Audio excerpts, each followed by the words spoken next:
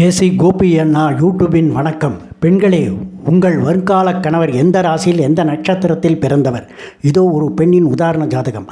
கணவர்காரகனான குருவும் 7ஆம் அதிபதியும் முக்கியம். சம்பந்தப்பட்ட கிரகங்களில் வலிமை பெற்ற கிரகம் பதிலை சொல்லும். தாய் தந்தையரை விட சம்பந்தம் யார்? ஆனால் பிடித்தவரை கைப்பிடிக்க அனைவரையும் மறுதளிப்பது வலிமை. கணவர்காரகனான குரு கன்னி ராசியில் புதன் வீட்டில் இருக்கிறார். இங்கு குரு பகவான் அஸ்தங்கம், எனவே வலுவில்லை. இந்த பெண் ரிஷபலக்னம்.